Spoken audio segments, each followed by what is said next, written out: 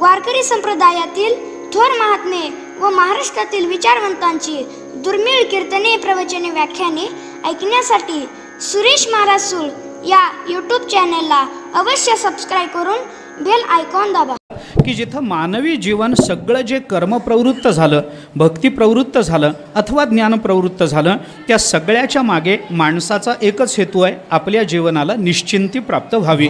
आपण निश्चिंत असावं. निश्चिंत या शब्दातला निही हे हा जो उपसर्ग आहे की नाही, हा उपसर्ग चिंतेचा निरोध करणारा, चिंतेचा नाश करण्याकरता म्हणून हे वापरला गेलेला शब्द आहे. निश्चिंती म्हणजे जिथं चिंतेचा लवलेश नसतो त्याला आपल्याला निश्चिंती असं म्हणता येतं. आणि चिंता कुठे नसते याचा विचार केला तर परब्रह्मस्वरूपाच्या यथार्थ ज्ञानात अथवा परमात्मचरणाचा आश्रय करण्यामध्ये मानवी जीवनाला चिंता नसते. विषय संगती झाली अमुची निश्चिंते, नाही देखिले ते मिळे भोग सुखाचे सोहळे. जगद्गुरु संत श्रेष्ठ श्री तुकाराम महाराज यांचा काल्याच्या प्रसंगातला अत्यंत प्रसिद्ध आणि अत्यंत महत्त्वाचा असा अभंग आहे. या अभंगामधून तुकोबारायांनी भगवान आणि गोपाळ या दोघांमधला संवाद सांगितला आहे आणि त्या संवादातून आपल्याला प्राप्त झालेली जीवनाची धन्यता गोपाळांच्या मुखातून तुकोबाराय बोलून दाखवत आहेत. विठ्ठला विठ्ठला विठ्ठला विठ्ठला विठ्ठला विठ्ठला विठ्ठला विठ्ठला. जगद्गुरु तुकोबारायने या अभंगामधून गोपाळ आणि परमात्मा या दोघांचा संवाद आपल्यासमोर व्यक्त केलेला आहे. आणि तो व्यक्त करत असताना त्या संवादामधून भगवान आणि गोपाळ हे असं म्हणतायत की देवा, तुझ्या संगतीने आमच्या जीवनाची निश्चिंती झाली, तुझी संगती झाली आमची निश्चिंती. हे शब्द आहेत. त्या शब्दाच्या अनुषंगानं थोडा वेगळा विचार किंवा थोडासा विचार, आणि मी जो विचार करून आलो आहे तो थोडासा या संबंधातला एक विचार इथं ज्ञानोबारायांच्या समोर मांडण्याकरता म्हणून थोडासा विचार त्या संबंधातलं चिंतन फक्त करतो. निश्चिंती होते पण ती संगतीनं होते असं तुकोबारायांचं या अभंगातलं एकूण विधान आहे. परंतु निश्चिंती आणि संगती या दोन संकल्पना जर आपण विचारात घेतल्या तर निश्चिंती हा स्वरूपाचा वाचक शब्द आहे, निश्चिंती हा मोक्षाचा वाचक शब्द आहे आणि संगती हा भेदाचा वाचक. भेद असल्याशिवाय संगती घडत नाही आणि अद्वैत असल्याशिवाय निश्चिंती प्राप्त होत नाही. विठ्ठला विठ्ठला विठ्ठला विठ्ठला विठ्ठला विठ्ठला विठ्ठला विठ्ठला विठ्ठला विठ्ठला विठ्ठला विठ्ठला. आपण असे अनेक शब्द आपल्याला गाथ्यामधून संत वाङ्मयामधून प्राप्त होतात की जिथं मानवी जीवन सगळं जे कर्मप्रवृत्त झालं, भक्तिप्रवृत्त झालं अथवा ज्ञानप्रवृत्त झालं, त्या सगळ्याच्या मागे माणसाचा एकच हेतू आहे, आपल्या जीवनाला निश्चिंती प्राप्त व्हावी. आपण निश्चिंत असावं. निश्चिंत या शब्दातला निही हे हा जो उपसर्ग आहे की नाही, हा उपसर्ग चिंतेचा निरोध करणारा, चिंतेचा नाश करण्याकरता म्हणून हे वापरला गेलेला शब्द आहे. निश्चिंती म्हणजे जिथं चिंतेचा लवलेश नसतो त्याला आपल्याला निश्चिंती असं म्हणता येतं. आणि चिंता कुठे नसते याचा विचार केला तर परब्रह्मस्वरूपाच्या यथार्थ ज्ञानात अथवा परमात्मचरणाचा आश्रय करण्यामध्ये मानवी जीवनाला चिंता नसते. विठ्ठला विठ्ठला विठ्ठला विठ्ठला विठ्ठला विठ्ठला विठ्ठला विठ्ठला विठ्ठला. असे अनेक प्रमाणं आपल्याला ज्ञानेश्वरी गाथ्यामधून काढून देता येतात. आता जीवनाला काहीही चिंता राहिलेली नाही, जीवनाला कोणतंही भय राहिलेलं नाही, आता ते निश्चिंत झालेले आहेत. असे अनेक प्रकरणं, अनेक विचार आपल्याला संत वाङ्मयामधून दिसून येतात. असा जो महात्मा असतो ज्याला कोणतीही चिंता नसते, त्याच्या जीवनातली चिंता निवृत्तच होते का? ज्ञानोबाराय म्हणतात निवृत्त होत नाही, पण परमात्मा ती आपल्याकडे घेतो. तयाच्या कुळीची चिंता जाहली ईश्वराची पतिव्रता. ज्ञानोबाराय बोलताना असं सांगतात की त्याची एकट्याची चिंता नाही, तयाच्या कुळीची चिंता, सबंध कुळाची चिंता ही परमात्म्याची पतिव्रता होते. शब्दरोजना सुद्धा ज्ञानोबारायांनी अशा विलक्षण रूपाने केलेली आहे ना. शब्दाचा मोह पडावा, शब्दामध्ये गुंतून जावं आणि आयुष्यभर त्या शब्दाच्या अर्थामधून बाहेरच येऊ नये, अशी जर शब्दयोजना जगात कुणाची असेल तर ती फक्त माऊलींची आहे. दुसरी शब्दयोजना अशी दिसणार नाही तुम्हाला.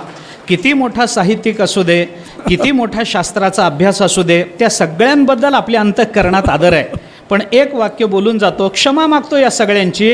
पण या सगळ्यांचा अभ्यास, या सगळ्यांची साधना, या सगळ्यांची शब्दयोजना ज्ञानोबारायांच्या पायाला लागलेल्या मातीच्या बरोबर नसते. विठ्ठला विठ्ठला विठ्ठला विठ्ठला विठ्ठला विठ्ठला विठ्ठला विठ्ठला विठ्ठला विठ्ठला विठ्ठला. बघा ना, ज्ञानोबारायांनी शब्द काय वापरले.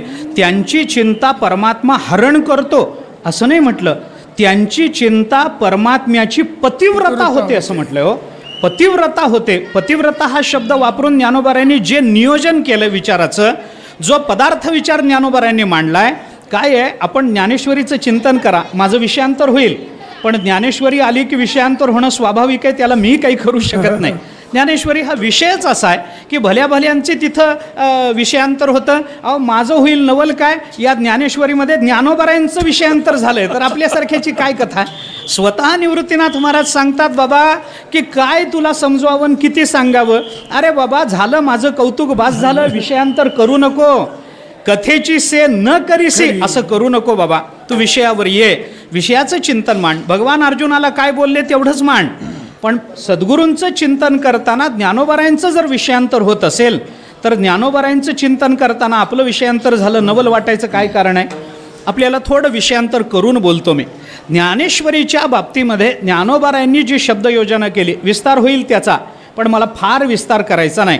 ज्ञानोबारायांनी जी शब्दयोजना केली, ती शब्द एकूणच ज्ञानेश्वरी आपण पहा. ज्ञानेश्वरी ही गीतेवरची टीका आहे, हे सगळ्यांना माहिती आहे. पण थोडंसं पुढे जाऊन विचार करा, आणि वारकऱ्यांनी तर अभिमानानं हे विचारात घेतलं पाहिजे की ही जरी गीतेवरची टीका असली तरी ही गीतेवरची नुसती टीका आहे असं समजू नका. नुसतं गीतेवर अनेक टीका आहे. जगद्गुरू शंकराचार्यांपासून ते वामन पंडितापर्यंत इथपर्यंत घ्या ना, आपण इथपर्यंत घ्या.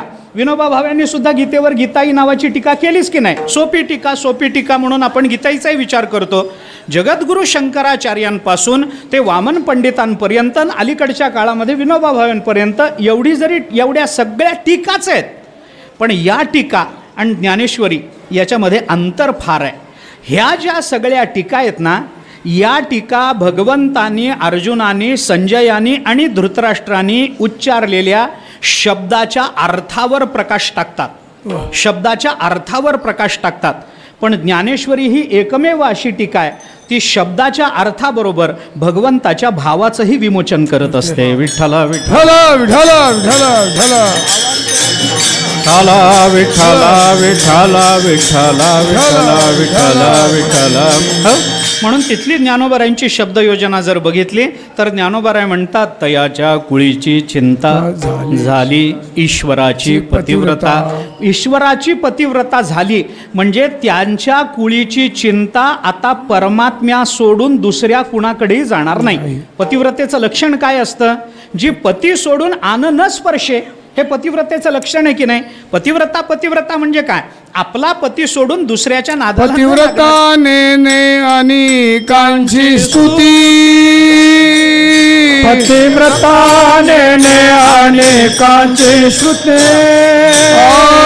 पतिव्रता नेने अनेकांची स्तुती, पतिव्रता नेने अनेकांची श्रुती. सर्व भावे पती ध्यानी मनी, सर्व भावे पती ध्यानी मनी, सर्व भावे पती ध्यानी मनी, सर्व भावे पती ध्यानी मनी. पतिव्रता नेणे अनेकांची स्तुती, तिला दुसरा विषय नाही. तसा आता त्यांच्या कुळीच्या चिंतेला दुसरा विषय नाही महाराज. आता सर्व चिंता त्यांच्या संपल्या, निश्चिंती त्यांना प्राप्त झाली. हरितैसे हरिचे दास, नाही दया भोय भय मोह चिंता आस, हो निराहती उदास बळकटकास भक्तीची. तुकोबाराय सुद्धा चिंतन करताना तीच भाषा बोलून दाखवतात. पण ही सगळी भक्ताच्या संबंधानं परमात्म्याच्या परमात्म्याबद्दलचा अनन्य भाव धारण करणारे परमात्म्याचे जे अंतरंग उपासक आहेत त्यांच्या संबंधानं या निश्चिंतीचा विचार तुकोबारायांनी आपल्यासमोर मांडला. हाच विचार तुकोबारायांनी स्वजीवनाच्या संबंधानं, अर्जुनाने भाषा थोडी वेगळी वापरली. अर्जुन देवाला म्हणतो, नष्टो मोहा स्मृतिर्लब्धा त्वत्प्रसादान मयाच्युत स्थितोस्मी गत संदेहो करिष्ये वचनम तव. इथेही विचार करा. अर्जुनालाही चिंता प्रकट झाली. काय करावं हे सकळ कुळ देखोनी, जो शोक उपजलासे म्हणे तो तुझिया वाक्या वाचोने न जाय आणिके म्हणणारा अर्जुन दुसऱ्या अध्यायामध्ये अर्जुनाला भगवंताला प्रार्थना करतो, हे उचित काय आम्हा, हे व्यभिचारेना धर, आम्हाला कळत नाही देवा, हे उचित काय अनुचित काय, आणि जे उचित आहे तुम्ही आम्हाला सांगा, आणि जे अनुचित आहे ते आमच्या जीवनातून तुम्ही दूर करा. ही अर्जुनाची भूमिका आपण बघा. सगळ्याच संत महात्म्यांचं चिंतन जर केलं तर सगळ्या संतांनी आपापल्या वाङ्मयातून मानवी जीवनाचं जे अंतिम लक्ष्य सांगितलंय ते निश्चिंत होणे हेच सांगितलं. निश्चिंत होण्याकरता सगळा परमार्थ चालला. कारण का, प्रपंचामध्ये निश्चिंत होण्याकरता जे जे साधन आपण करतो ते निवडलेलं साधन आपली चिंता कमी करण्याच्या ऐवजी चिंता वृद्धिंगत करत असतं. प्रपंचामध्ये कोणतेही साधन आपण करून बघा, ते आपली निश्चिंतता निर्माण करत नाही, ते आपल्याला पुन्हा सचिंत करतं. एकातून दुसरं, दुसऱ्यातून तिसरं. नाथ महाराजांनी म्हणल्याप्रमाणे जवळजवळ करावे साधन तव तव रिघे साधनाभिमान. नाथ महाराज म्हणतात, कोणतंही साधन आपण करायला जावं तर त्या साधनामध्ये साधनेचे अभिमान निर्माण होतात आणि त्या अभिमानानं स्वतंत्र चिंता निर्माण होतात. पण निश्चिंती जर प्राप्त करून घ्यायची असेल तर त्याचा विचार करताना फक्त परमार्थाचाच विचार करावा लागतो. मी गमतीनं असं अनेक वेळेला बोलतो की काही काही शब्द असतात की नाही ते फक्त परमार्थातच शोभणारे आहेत बरं का. आनंद, सुख, समाधान, निश्चिंती हे जे शब्द आहेत ना, यांचं स्थानच परमार्थ आहे. प्रपंचात हे शब्द शोभतच नाहीत. प्रपंचाकरता हे शब्द निर्माणच झाले नाहीत. ते प्रकट होण्याचं ते स्थानच नाही आहे. ते स्थान फक्त परमार्थ. समाधान हा शब्द वापरायचा असेल ना तर फक्त पारमार्थिक माणसांनी वापरावा. सांसारिक माणसांनी समाधान, आनंद, निश्चिंतता हे शब्द वापरण्याचा त्याला अधिकारच नाही. आणि जरी कदाचित तो वापरत असेल तर कदाचित त्याचा अर्थ दुसरा कुठला तरी किंवा विरुद्ध असेल. विठ्ठला विठ्ठला विठ्ठला विठ्ठला विठ्ठला विठ्ठला विठ्ठला विठ्ठला विठ्ठला विठ्ठला. आपण चिंतन करून पहा. मी आपल्याला या एक उदाहरण सांगतो. ते वाघिणीचं दूध असतं की नाही, ते कुठल्याही पात्रात टिकत नाही म्हणतात. त्याला योग्य पात्र लागतं, अधिकाराचं पात्र लागतं. स्टीलच्या पात्रामध्ये वाघिणीचं दूध काढलं, पितळ्याच्या, तांब्याच्या, आता तर ते जर्मन हिंदालियम काय काय आलंय देव जाणे. पण या सगळ्या पात्रामध्ये जर वाघिणीचं दूध काढलं तर ते टिकत नाही म्हणे बरं, मला माहीत नाही, मी काही प्रयोग करून बघितले नाहीत, काही नाहीत, पण तुम्ही करू शकता तुम्हाला जर इच्छा असेल तर. वाघिणीचं दूध अशा पात्रांमध्ये जर काढलं तर त्या पात्राला छिद्र पाडून ते दूध निघून जातं. इतकी ताकद त्या दुधामध्ये असते. मग त्या दुधाला धारण करण्याकरता कोणतं पात्र लागतं? सामान्य धातूचं चालत नाही, त्याला सोन्याचं पात्र लागतं. सोन्याच्या पात्रामध्ये फक्त वाघिणीचं दूध जसं टिकतं तसं फक्त परमार्थाच्या पात्रामध्ये आनंद, समाधान, निश्चिंती हे शब्द टिकत असतात. विठ्ठला विठ्ठला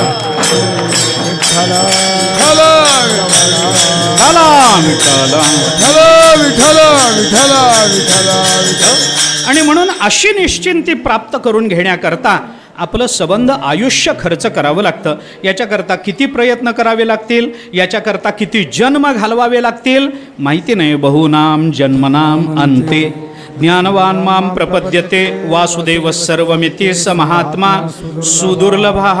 बहुनाम जन्मनाम अंते. आणि हे बहुजन्म कोणते? हे एक नाही, मनुष्याणाम सहस्रेषु कश्चित यतती सिद्ध आहे. कश्चित यतती, कश्चित दोनदा शब्द वापरला त्या श्लोकामध्ये भगवंताने.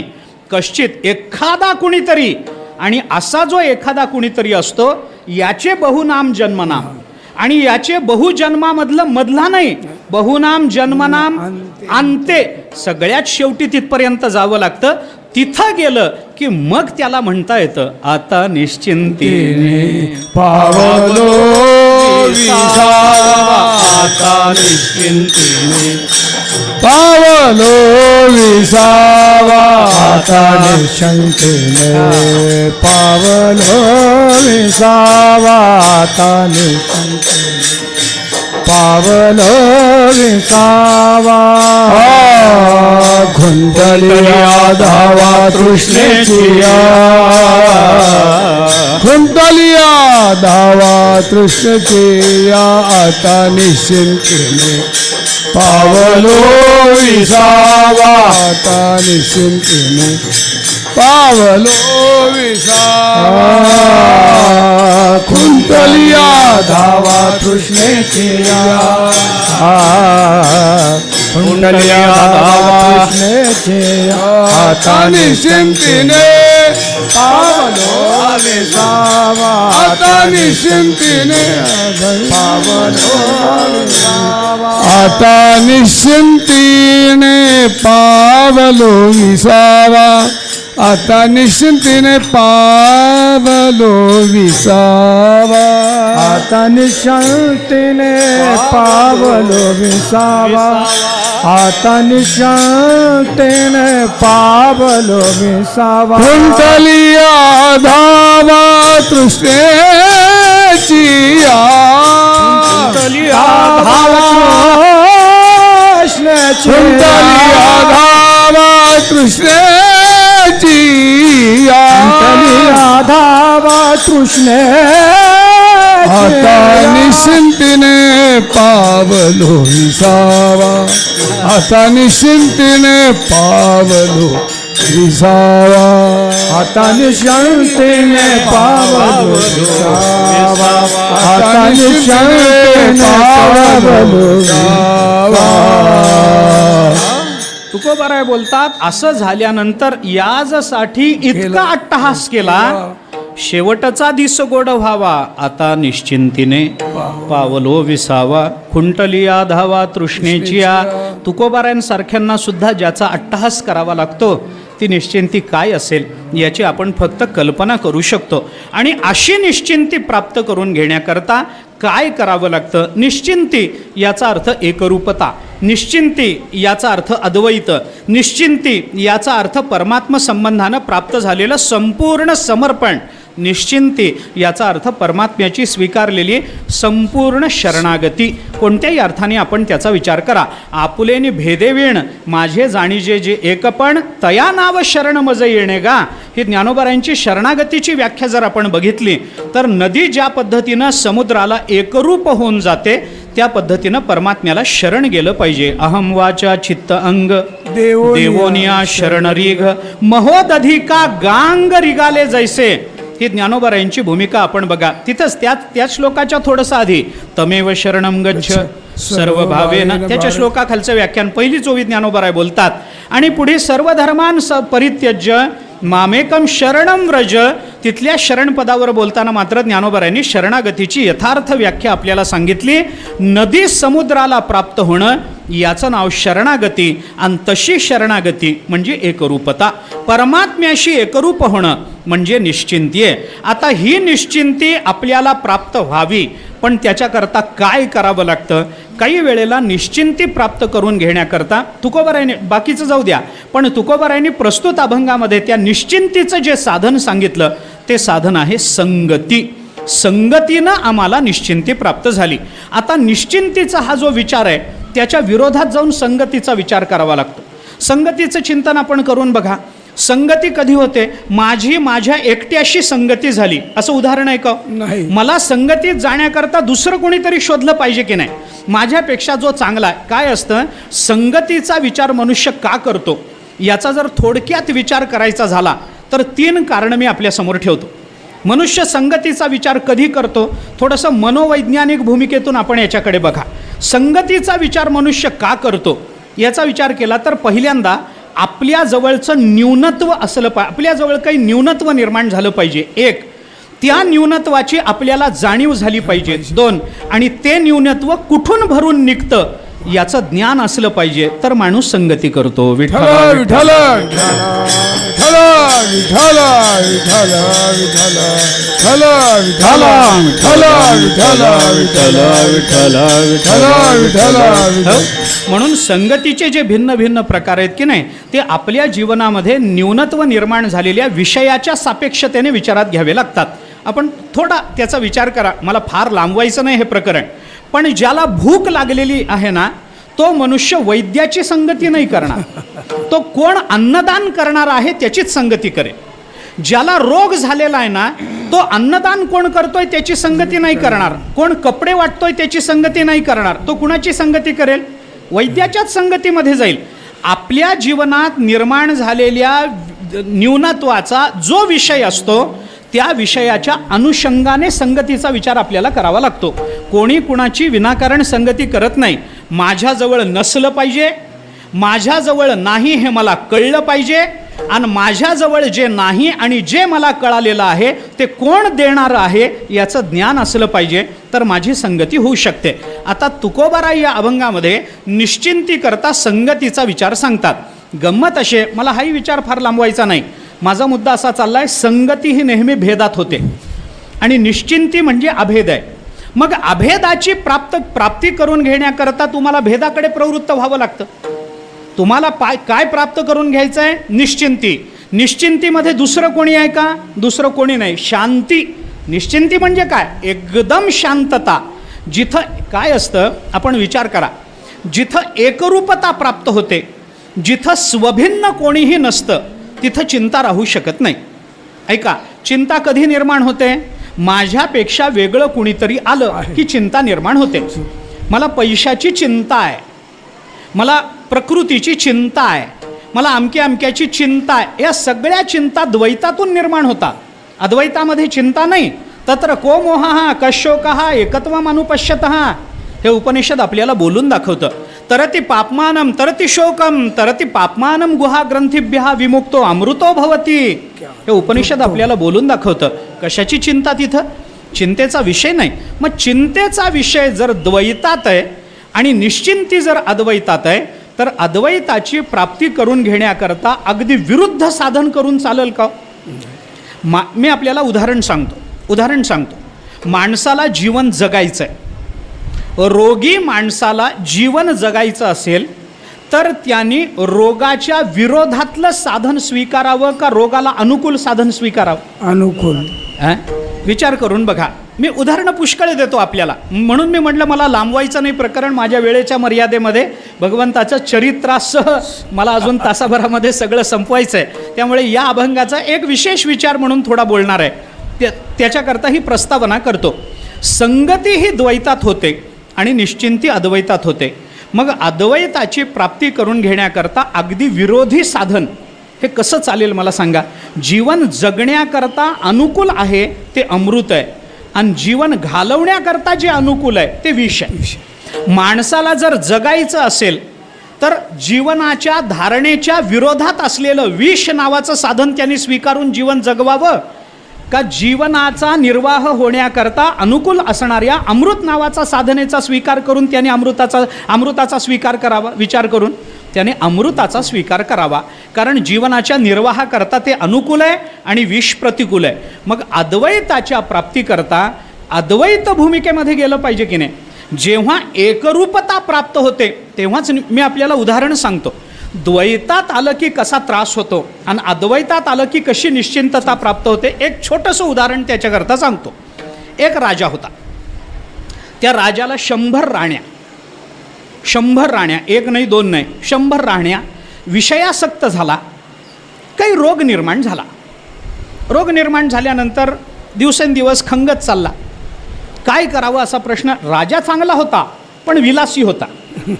येथ यदुवंश विलासू सकळ कळा निवासू न्यायाते पोशी, हे होता पण विलासू होता. त्याला काय करणार? तसा अर्थ या ओवीचा नाही आहे. त्या राजाचं चरित्र जर बघितलं ज्ञानेश्वरीच्या अनुषंगानं तर वेगळा अर्थ होता. असो, पण विलासी होता पण चांगला होता. प्रकृती खंगत चालली. प्रधान चांगला होता. प्रधानाला असं वाटलं की राजा जर असा खंगत गेला आणि एके दिवशी मेला तर पुढं राज्याचं कसं होईल? हा राजा जगला पाहिजे. काय करावं? कुठून औषध आणावीत? देशोदेशीच्या वैद्यांना बोलवलं. डॉक्टर आले, गंडेदोरे झाले, हाकीम आले, मंत्रतंत्र झाले, सगळे उपाय झाले, पण राजाला काही गुण येईना. काय करावं? शेवटी असाच विमनस्क अवस्थेमध्ये एके दिवशी तो प्रधान फिरत असताना एका महात्म्याची त्याची भेट झाली. महात्म्याने त्याला बघितलं, कपडे वगैरे बघितले, ओळखलं. महात्म्याने सांगितलं, कशा करता चेहऱ्यावर चिंता? त्यांनी सांगितलं, असं असं झालं हो, आमचा राजा फार चांगला आहे, पण काहीतरी रोग झाला आहे, आम्हाला काही कळत नाही. तो रोग जावा याच्याकरता पुष्कळ उपाय केलेत, पण अजून काही रोग जात नाही. काय रोग आहे? त्यांनी त्या महात्म्याने विचारलं.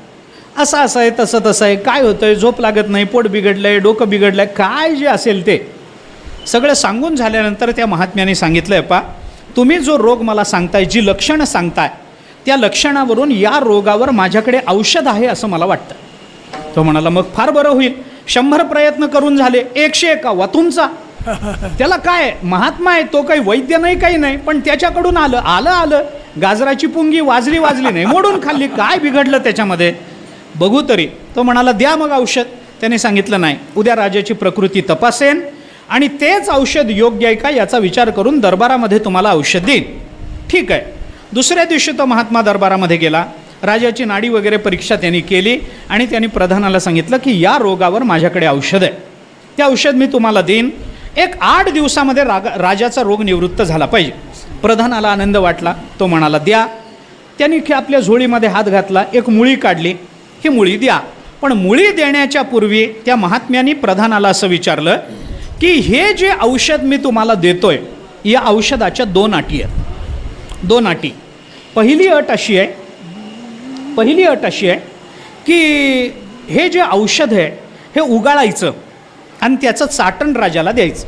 हां, त्याच्यातली पहिली अट अशी आहे की हे औषध दुसऱ्या कोणी उगाळून चालत नाही.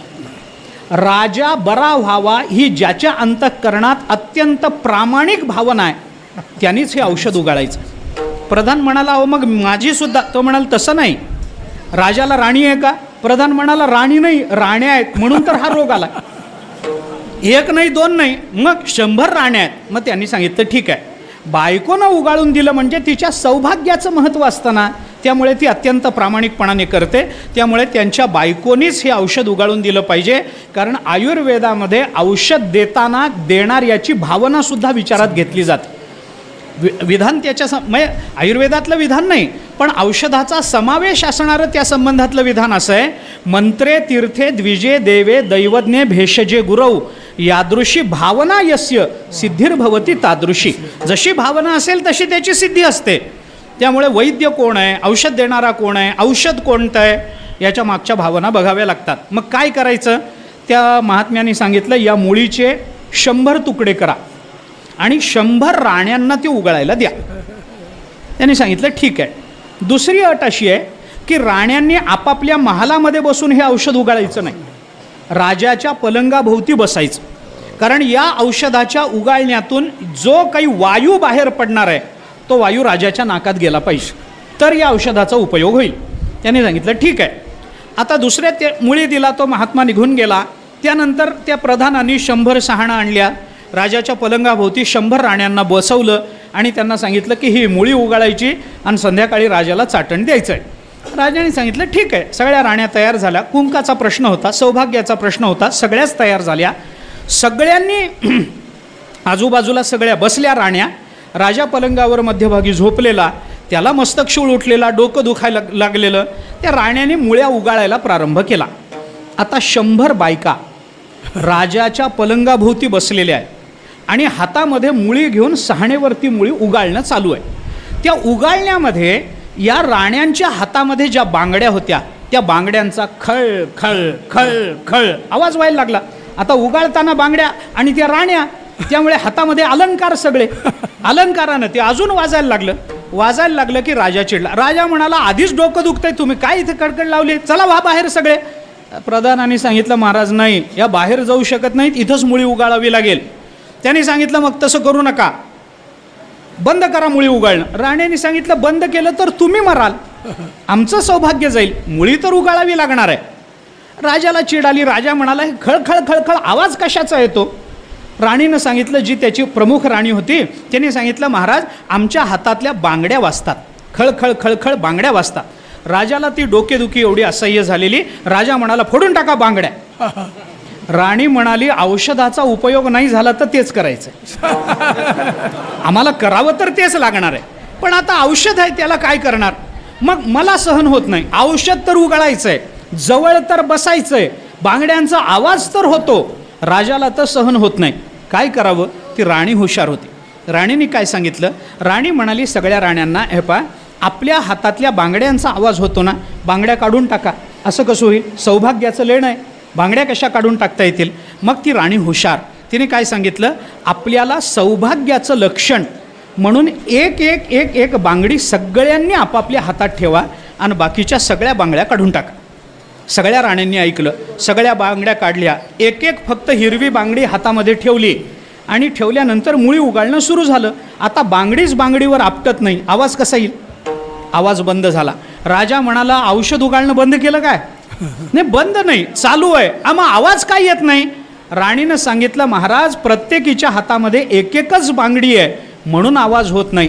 त्या दिवशी मरण्याच्या पूर्वी राजाला कळलं की एकत्वामध्ये किती शांती असते. विठ्ठला विठ्ठला विठ्ठला विठ्ठला विठ्ठला विठ्ठला विठ्ठला विठ्ठला विठ्ठला विठ्ठला विठ्ठला. हो, तुकोबाराय आपल्या जीवनामध्ये जे निरतिशय शांततेमध्ये राहतात. निरंजनी आम्ही बांधिले घर, निराकार निरंतर राहिलोसे, निराभासी पूर्ण झालो समरस, अखंड ऐक्यास पावलो आम्ही. हे जे अगदी का तुकोबारायांना या घरामध्ये त्यांच्या इतकी शांतता मिळाली? कारण त्यांनी पहिला शब्द वापरला, आम्ही निरंजन स्थानामध्ये घर बांध. निरंजनी आम्ही. आणि निरंजन शब्दाचा अर्थ करताना तुकोबारायच म्हणतात, निरंजनी एकटवाणे संग नेणे दुसऱ्याचा. दुसऱ्याचा संग जिथं नाही तिथं आम्ही घर बांधल्यामुळं आम्ही निश्चिंत आहोत. म्हणजे ही निश्चिंती जर अद्वैतात येणार असेल तर त्याच्याकरता करावं लागणारं साधन द्वैत हे कसं असावं? संगती द्वैतात होते आणि निश्चिंती अद्वैतात प्राप्त होते. तर द्वैताचं साधन अद्वैताच्या प्राप्तीकरता कसं, याचा विचार जाता जाता सांगतो आणि पुढं प्रवृत्त होतो. आता एक दोन विचार या संबंधात मांडायचे तेवढे मांडतो. पहिला काय आहे, द्वैताचं साधन अद्वैताकरता लागू कसं पडेल, हा जर प्रश्न कुणाला पडत असेल तर त्याचं उत्तर स्वतः ज्ञानोबारायांनी देऊन ठेवलं. ज्ञानोबाराय काय सांगतात? शून्य जई दावावे झाले तरी बिंदुले पाहिजे एक केले, तैसे अद्वैत सांगावे बोले द्वैत कीजे. ज्ञानोबारायांनी त्याला उत्तर देऊन ठेवलंय. तुम्हाला अद्वैताचं प्रतिपादन करायचं असेल तर द्वैतात आल्याशिवाय करता येणार नाही. ज्ञानोबारायांनी 15व्या अध्यायाच्या मध्ये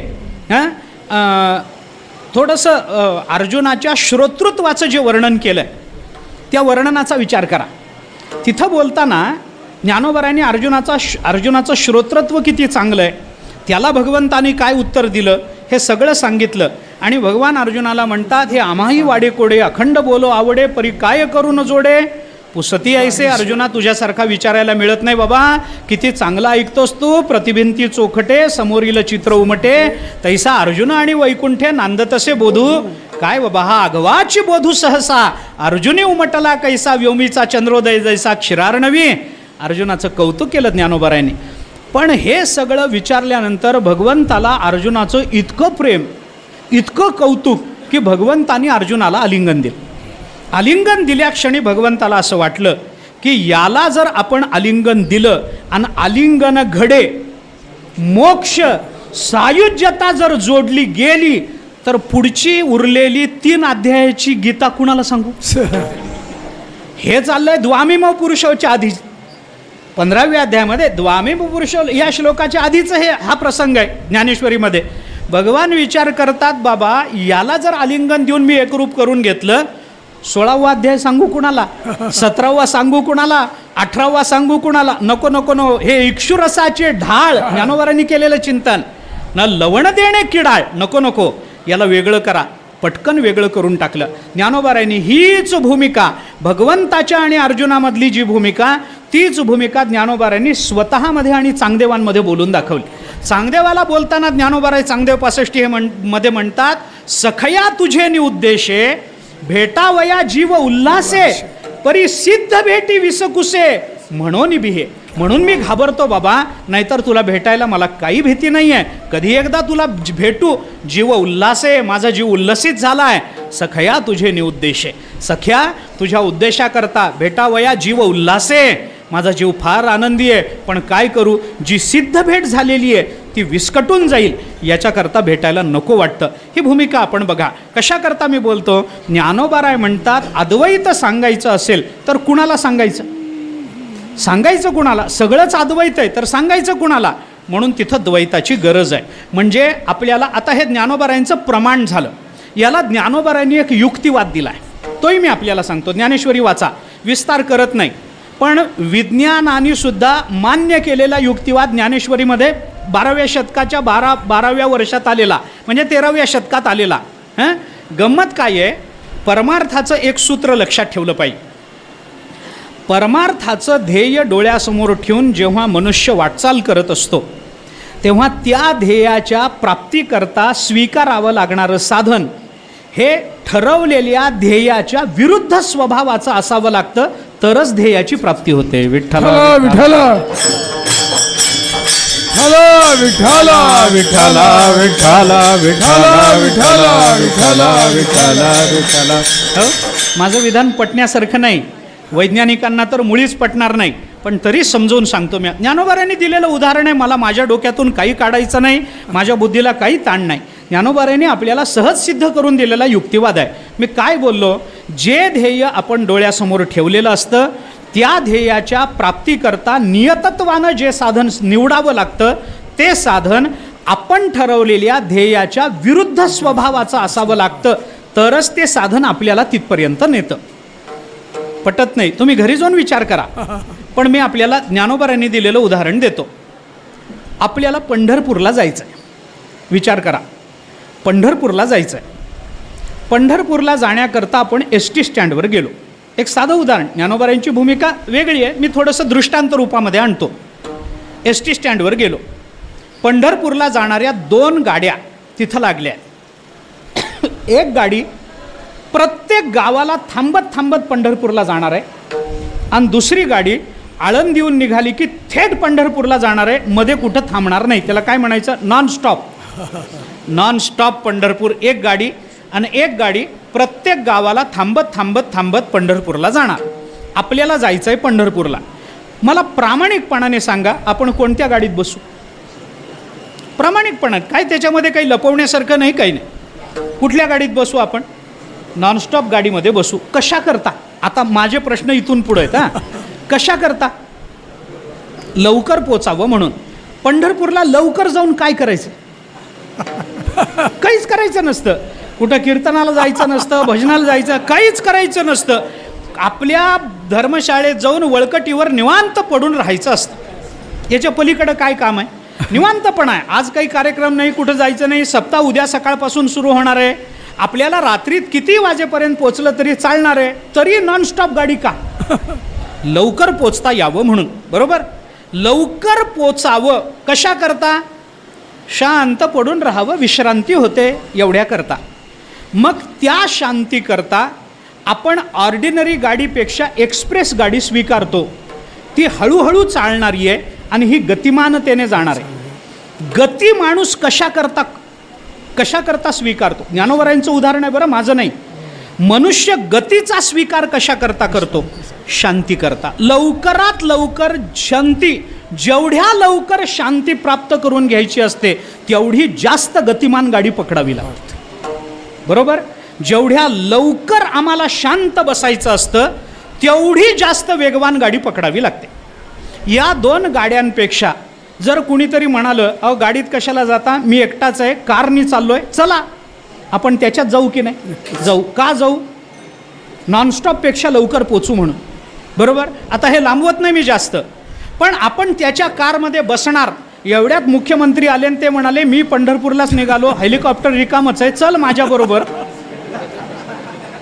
तर आपण त्यांच्याबरोबर जाऊ की नाही? जाऊ. कशा करता? अरे याला 5 तास लागणार होते, हे 15 मिनिटात पोचवणार आहे. मग 15 मिनिटात पोचून काय करायचंय? निवांत पडूनच राहायचंय. मग निवांत पडून राहण्यापेक्षा जास्तीत जास्त गती स्वीकारावी लागते, कारण गती आणि शांती या 2 संकल्पना एकमेकांपेक्षा अत्यंत विरोधी आहेत.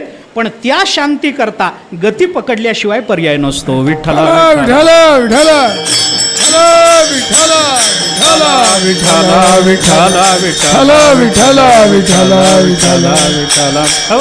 आणि या दृष्टीनं जर विरोधीच साधन पकडावं लागणार आहे तर निश्चिंती ही जर अद्वैतात असेल तर त्या निश्चिंती करता प्राप्त करून घ्यावं लागणारं साधन हे तद्विरोधी असलं पाहिजे की नाही, तद्विरोधी. मग जर गती आणि निश्चिंती या संगती आणि निश्चिंती याच्यातली निश्चिंती जर अद्वैतात आहे तर त्याच्याकरता करावं लागणारं संगती नावाचं साधन द्वैतात्मक असलं पाहिजे.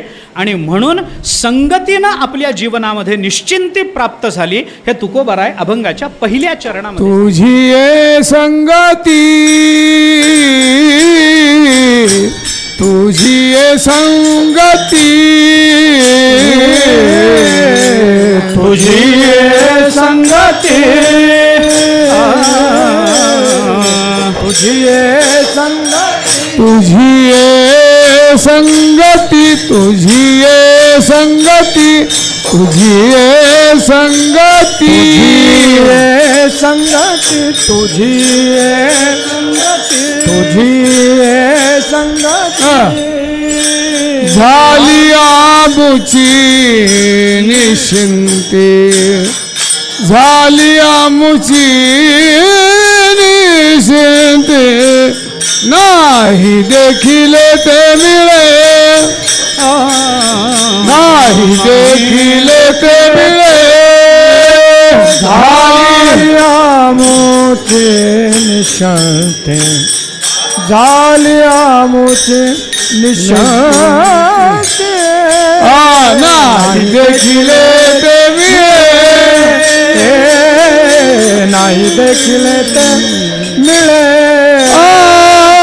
तुझी संगती तुझी संगती संगती तुझी संगती झाली आमुची झाली आमुची झाली आमुची निश्चिंती झाली आमुची झाली आमुची झाली आमुची निश्चिंती नाही देखील ते मिळे नाही देखील ते मिळे झाली आमुची झाली आमुची झाली आमुची निश्चिंती झाली आमुची झाली आमुची झाली आमुची निश्चिंती नाही देखील ते मिळे नाही देखील ते मिळे. तुकोबाराय म्हणून आपल्याला साधन सांगतात. तुझी ये संगती झाली आमुची निश्चिंती नाही देखील ते मिळे भोग सुखाचे सोहळे. दोन मुद्दे मला मांडायचे आहेत. धावता विचार फक्त सांगतो. पहिला प्रश्न या संबंधातला असा आहे की हा जो संवाद आहे हा संवाद गोपाळ आणि भगवान या दोघांमधला आहे. तुझी ये संगती झाली आमुची निश्चिंती कोण कुणाला म्हणतं हा प्रश्न आहे. तर एकूण सर्व काल्याचं चिंतन लक्षात घेता सगळे गोपाळ भगवंताला असं म्हणतात की देवा तुझ्या संगतीनं आमच्या जीवनाची निश्चिंती झाली. बरोबर, कारण याच्यामध्ये वापरलेले शब्दही तसे आहेत आणि निश्चिंतीचा निश्चिंतीची त्यालाच गरज आहे जो चिंताग्रस्त आहे. बरोबर, जो चिंताग्रस्त आहे त्यालाच निश्चिंतीची आवश्यकता असल्यामुळे गोपाळ भगवंताला असं म्हणतात की तुझी संगती झाली आमुची निश्चिंती आमची निश्चिंती झाली. आता याच्यातला दुसरा एक विचार आहे तो असा आहे की तुझी आणि आमुची ही जी सर्वनामं तुकोबारायांनी वापरली आहेत की नाही याच्यामधला तुझी हे जे सर्वनाम आहे हे एकवचनीय तू आणि आमुची आमची आम्ही या पदाची षष्ठी आमची निश्चिंती झाली या पदाचा याचा जर विचार केला मी आम्ही आमची. बरोबर, मी आम्ही आमची कसाही विचार करा. प्रथम पुरुषी एक वचनी पदाच्या अनुषंगानं बहुवचनांत पद घेऊन आपण बहुवचनी पद घेऊन आपण त्याचा विचार करा कसंही करा. आमची याच्यामध्ये मी एकट्याची नाही आमची सगळ्यांची. बरोबर, तुझी म्हणण्यामध्ये तू एक आणि आमची म्हणण्यामध्ये आम्ही अनेक. याच्यात अनेक असणारे गोपाळ आहेत आणि एक असणारा परमात्मा परमात्मा आहे. बरोबर, तू एक आहेस, त्यामुळे आम्ही अनेक आहोत, आमची निश्चिंती तुझ्या संगतीनं झाली. हे मान्य आहे. आता मी पुढं बोलतो, माझा मुद्दा इथे आहे. आपल्या संप्रदायामध्ये संप्रदाय मान्य असे जे सार्थ गाथेत, म्हणजे स्वानंद सुखनिवासी जोग महाराजांपासून ते आपण आत्तापर्यंत विचार करू आणि प्रमाणित म्हणण्याकरता म्हणून वैकुंठवासी गुरुवर्य नथुसिंग बाबांच्या गाथ्यापर्यंत आण. हे जे सगळे गाथेमध्ये येतात, या सगळ्या गाथ्यांमध्ये या अभंगाचा असाच अर्थ केला की गोपाळ भगवंताला असं म्हणतायत की तुझी संगती प्राप्त झाली आणि आम्हाला सगळ्यांना निश्चिंती आम्हाला मिळाली. हे सगळ्यांनी केलेला अर्थ असाच आहे. या सगळ्यांच्या चरणी माझा दंडवत, सगळ्यांच्याच, काही प्रश्नच नाही. परंतु असा जरी अर्थ असला तरी आत्ता ज्ञानोबारांच्या समोर मी उभा असल्यामुळे मी अभंगाचा यांनी केलेला अर्थ उलटा करतो, उलटा अर्थ सांगतो आणि माझ्या केलेल्या अर्थाला प्रमाणित करण्याचाही प्रयत्न करतो. असं नाही की मी फार मोठा आहे, यांनी केलेला अर्थ वेगळा मला सांगायचा आहे, काही नाही, यांच्या पायाची धुळही मी नाही. मला कल्पना आहे.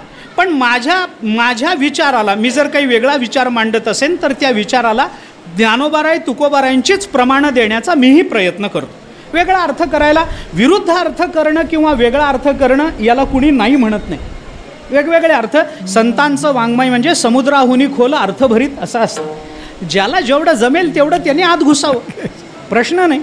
ज्याला जेवढं समुद्राचा, मी तर अनेक वेळेला सांगतो, समुद्राचा तळ कुणालाच लागत नाही, कुणालाच लागत नाही. ज्याचा दमसास जेवढा टिकल तेवढं त्याने आत जावं, लागतील ते मोती बाहेर आणावेत, प्रश्न नाही. पण मी पोचलो होतो तोच तळ होता असा अभिनिवेश ठेवू नये. गाथ्याच्या ज्ञानेश्वरीच्या बाबतीमध्ये मी केलेला अर्थच योग्य आहे असं कोणी म्हणत नाही. आपण या सगळ्यांच्या सार्थ गाथ्याच्या प्रस्तावना वाचा. सगळ्यांनी हे म्हणलंय की आमच्या बुद्धीला तुकोबारायांनी जे स्फुरण दिलं त्यानुसार आम्ही अर्थ केलेत, हेच अर्थ अंतिम आहेत असा आमचा दावा नाही. आणि त्याच दाव्याला धरून मी पुढे निघालो. लक्षात घ्या, त्याच दाव्याला धरून मी पुढे चाललोय.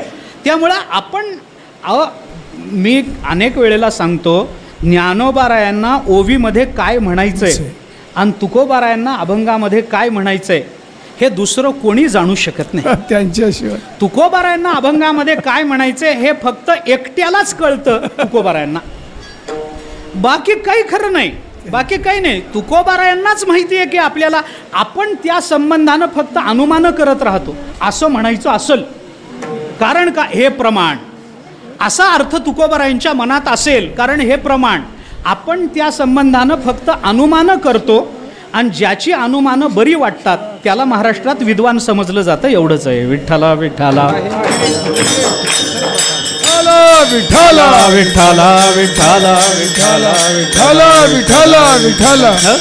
त्यामुळं तुकोबारायांसमोर, ज्ञानोबारायांसमोर ते काही बोलायचं नाही. जेवढं जमेल त्यांनी सेवा गोड करून घ्यावी एवढीच प्रार्थना राहते, दुसरं काही नाही.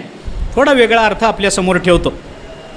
तुझी ये संगती झाली अमुची निश्चिंती, हे गोपाळ देवाला म्हणतायत.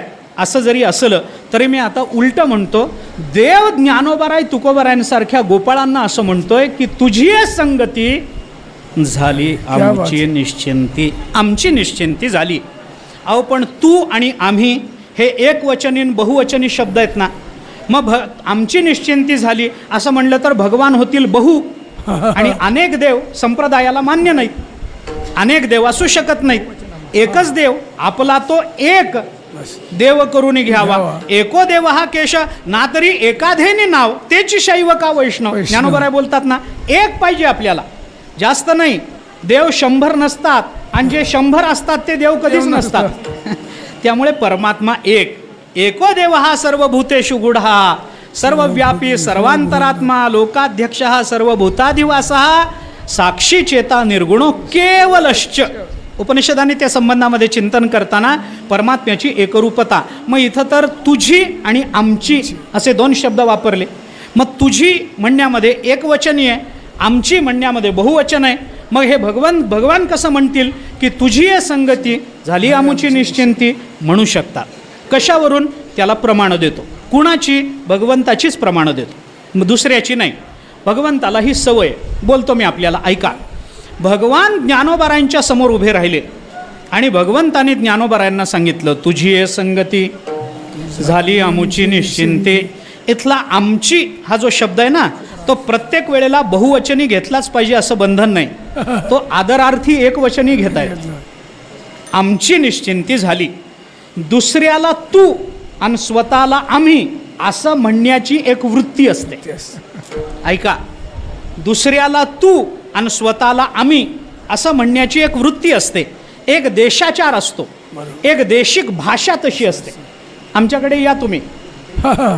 आमच्याकडे तेलंगण प्रांत, कर्नाटक, आम्हाला देगलूरला जवळ आहे. आमचं देगलूर संपलं की आंध्र सुरूच होतं. तिकडची खेड्यातली भाषा महाराजांना माहिती आहे. तिकडची खेड्यातली भाषा अशीच आहे.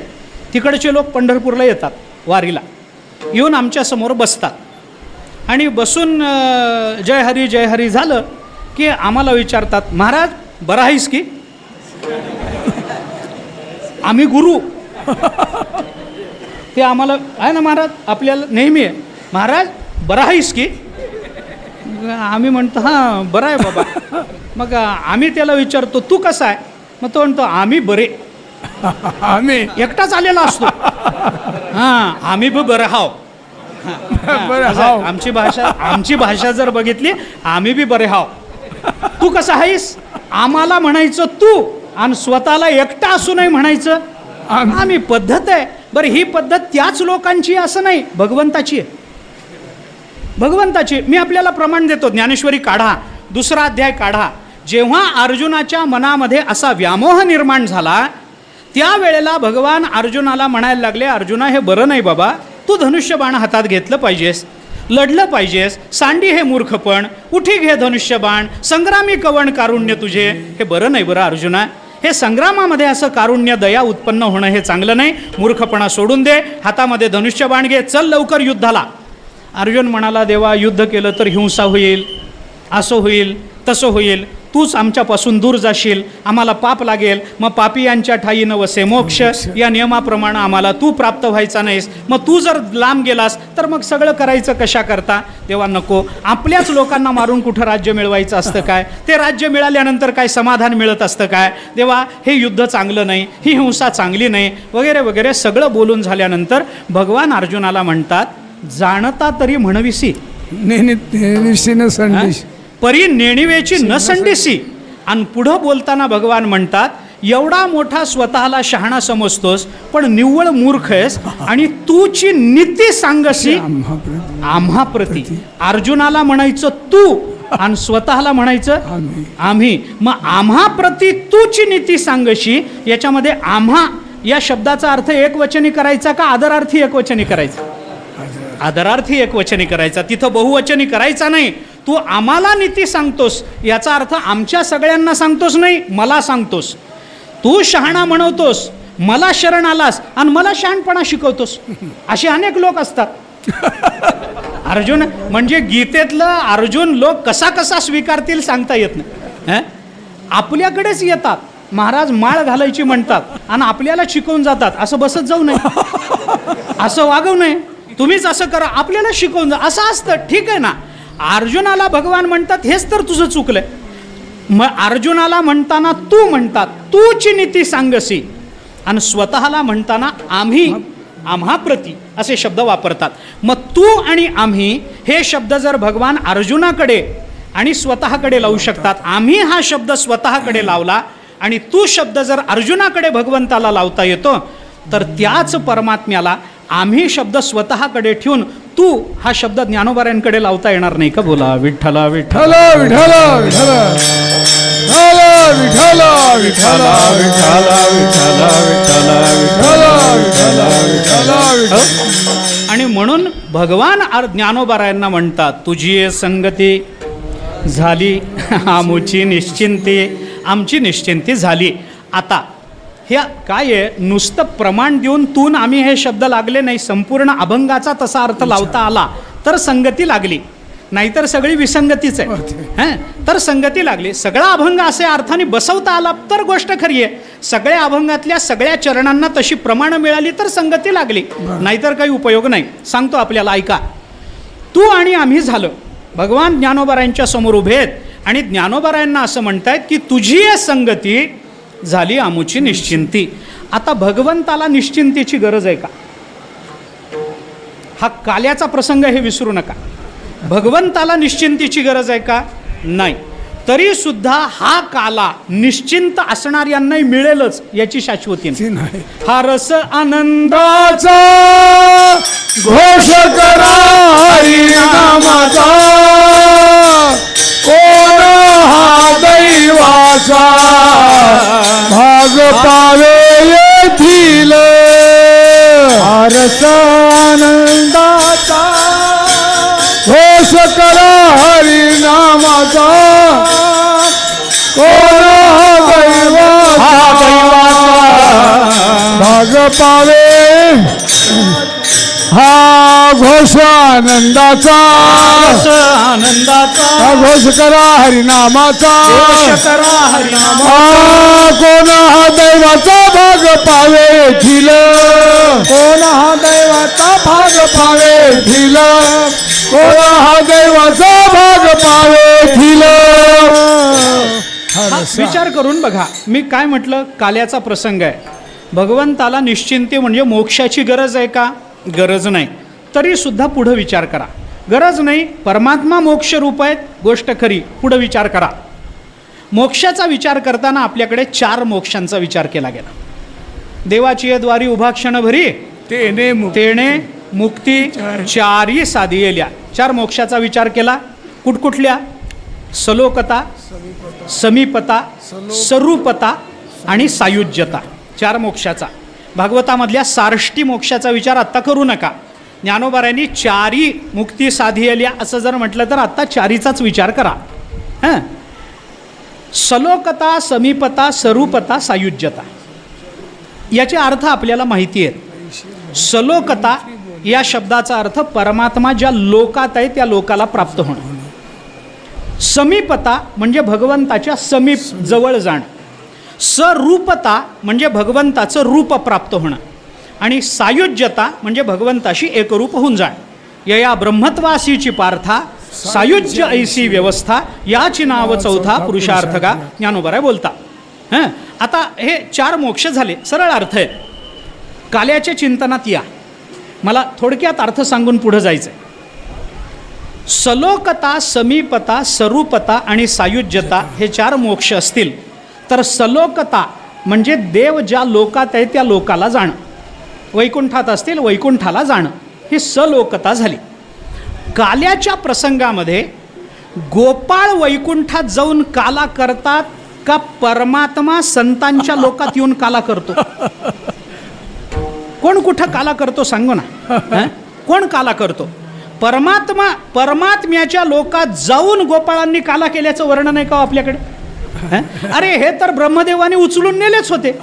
आई ते कवतुक पहावया माव ब्रह्म्याने केली. तुकोबारायांच्या आरतीत म्हणतो ना आपण, गोकुळाष्टमीच्या आरतीमध्ये म्हणतो कवतुक पहावय. अरे हे माव केली ब्रह्म्याने, पण उपयोग काय झाला? परमात्मा म्हणाले घे ठेवून तुझ्याकडे, गाई ठेव गोपाळ ठेव. मी गाई होतो, मी गोपाळ होतो. परमात्मा बहुरूपानं प्रकट झाले.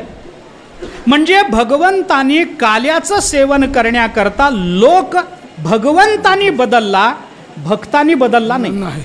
भक्तानी बदलला नाही. वैकुंठी तो ऐसे नाही, वैकुंठी तो ऐसे नाही, वैकुंठी तो ऐसे नाही, वैकुंठी तो ऐसे नाही.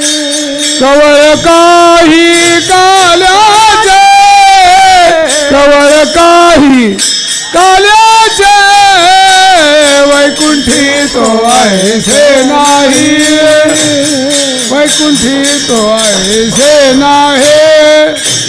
कवळ काही काल्याचे, कवळ काही काल्याचे, वैकुंठी तो ऐसे नाही, वैकुंठी तो ऐसे नाही, वैकुंठी तो ऐसे नाही, वैकुंठी तो ऐसे नाही, वैकुंठी तो ऐसे नाही, वैकुंठी तो ऐसे नाही, कवळ काही काल्याचे, कवळ काही काल्याचे, काल्याचे कवळ काही काल्याचे, वैकुंठी तो ऐसे नाही, वैकुंठी तो ऐसे नाही, नाही नाही, कवळ काही काल्याचे, काही काल्याचे, काल्याचे कवळ काही काल्याचे, वैकुंठी तो ऐसे नाही, वैकुंठी तो ऐसे नाही. वैकुंठात काला नाही, स्वर्गलोकामध्ये काला नाही, इतरत्र कुठेही काला आपल्याला पाहता येणार नाही. काला करायचा असेल तर त्याच्याकरता इथंच यावं लागतं. तुका म्हणे वाळवंट बरवे नीट उत्तम. हे वाळवंट वैकुंठातही मिळणार नाही, हे वाळवंट ब्रह्मलोकातही मिळणार नाही, हे वाळवंट आपल्याला स्वर्गातही मिळणार नाही. वाळवंटातच काला होत असेल तर भगवंताला वाळवंटात यावं लागलं. गोपाळ सगळे वैकुंठाला जाऊन काला गोपाळांनी केला नाही, याच्याकरता लोक स्वीकारावा लागला, तो भगवंताला स्वीकारावा लागला. तर सलोकता कुणाला प्राप्त करून घ्यावी लागेल? भगवंताला का ज्ञानोबरायांना? भगवंता. सलोकतेला कोण गेलं? भगवान यांच्या लोकाला आले, हे त्यांच्या लोकाला गेले नाहीत. म्हणजे सलोकतेचा प्रश्न संपला. दुसरी समीपता. समीपतेचा विचार करून बघा, भगवंताच्या समीप जाऊन गोपाळांना काला मिळाला का? मिळाला नाही. मग काला कुणाच्या जवळ गेल्याने मिळतो? विशेष हा लाभ संत संगे विशेष हा लाभ, संत संगे विशेष हा लाभ.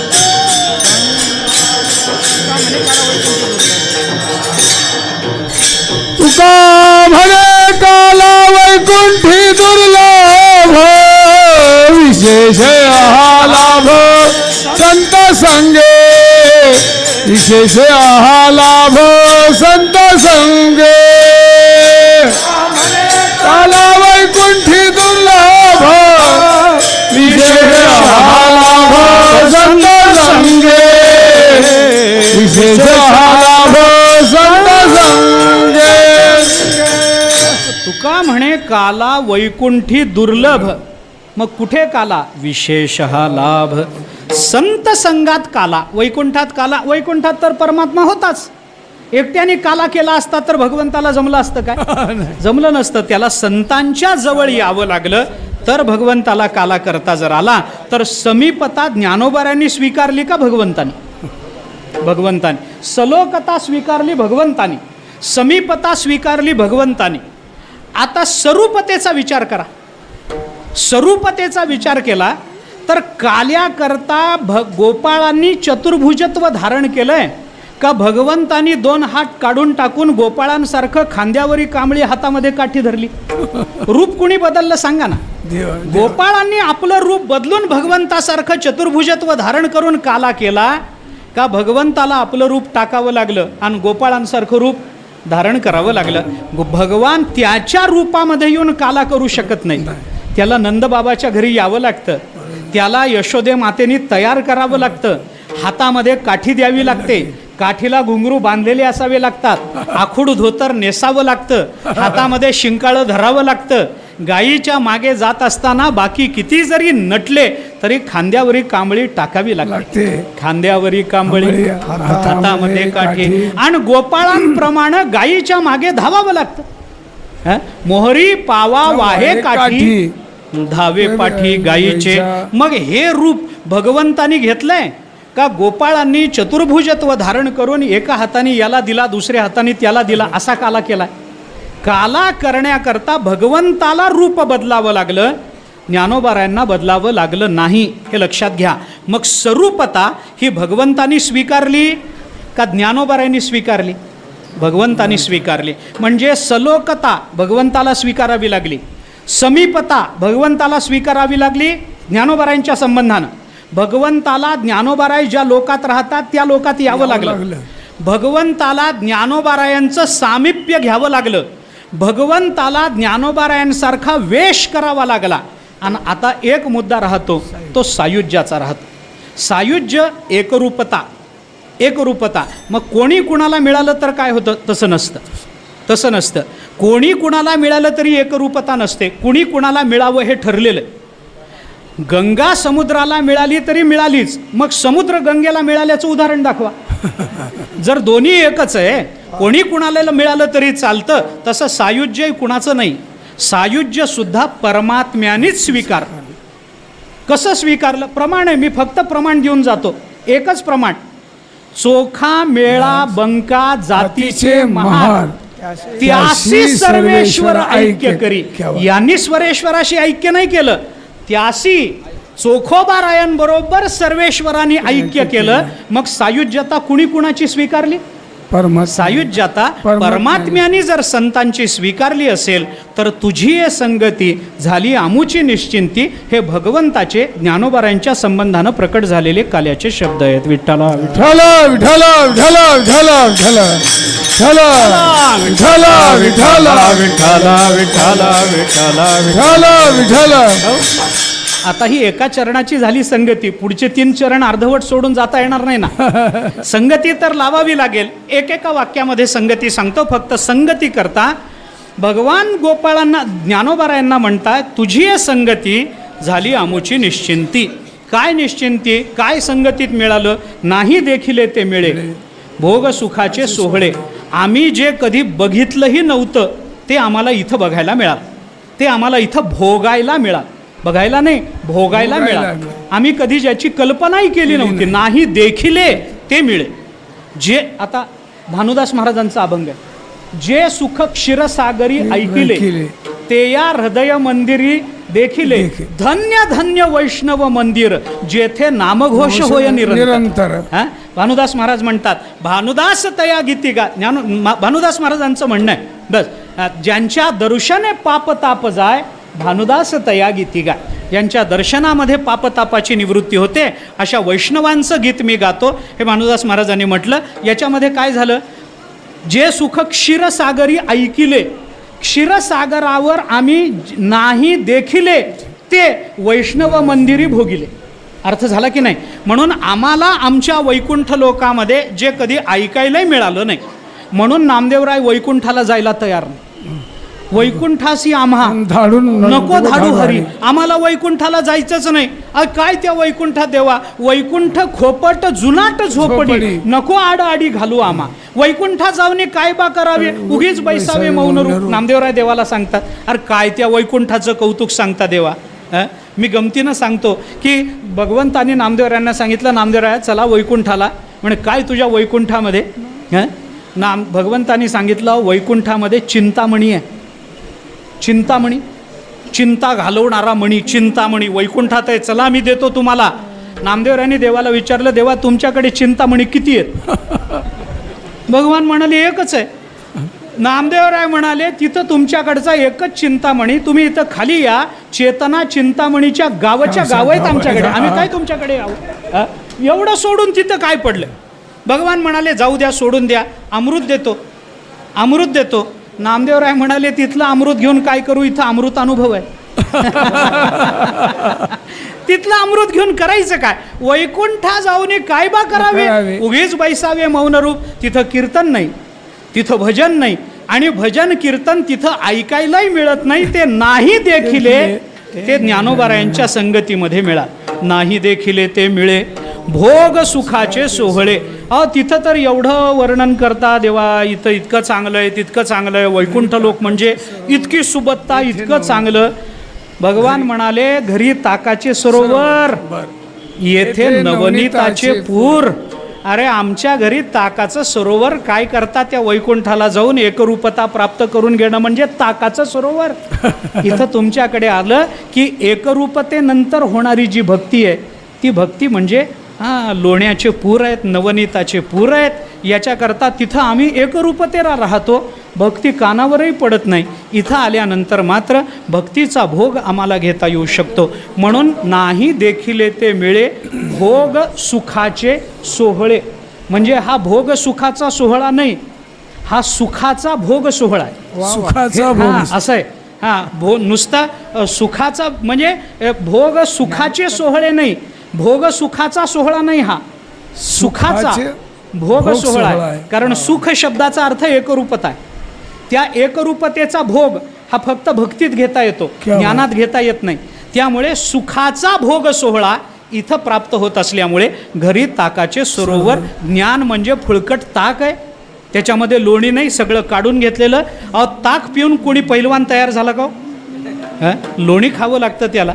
तसं ताक पिऊन कुणाला समाधान मिळालं का? नुसतं ज्ञान समाधान मिळालं नाही. नाही, ज्ञानाला भक्तीची जोड द्यावी लागते मला, ज्ञानाला भक्तीची जोड द्यावी लागते. नाही बोलू पुढं. ज्ञान त्या भक्तीच्या प्राप्तीकरताच प्राप्त करून घ्यावं लागतं, तर त्या ज्ञानाला किंमत आहे. ज्ञानाची किंमत ज्ञानामध्ये नाही. जोपर्यंत भक्ती डोळ्यासमोर ठेवून त्या ज्ञानाला आपण साधन बनवत नाही, तोपर्यंत त्या ज्ञानाला स्वतःची किंमत नाही, हे लक्षात ठेवा.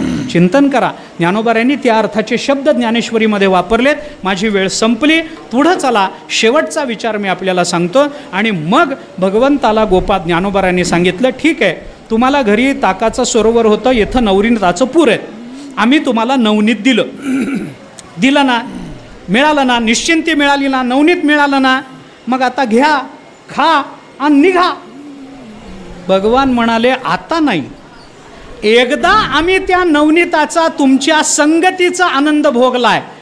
आता आम्हाला इथून तुम्ही दौडून जरी दिलं, इथून घालवून जरी दिलं, तरी आता आम्ही इथून जाणार नाही. शेवटच्या तुका म्हणे आता, तुका म्हणे आता, तुका म्हणे आता, तुका म्हणे आता, तुका म्हणे आता, तुका म्हणे आता, तुका म्हणे आता, तुका म्हणे आता.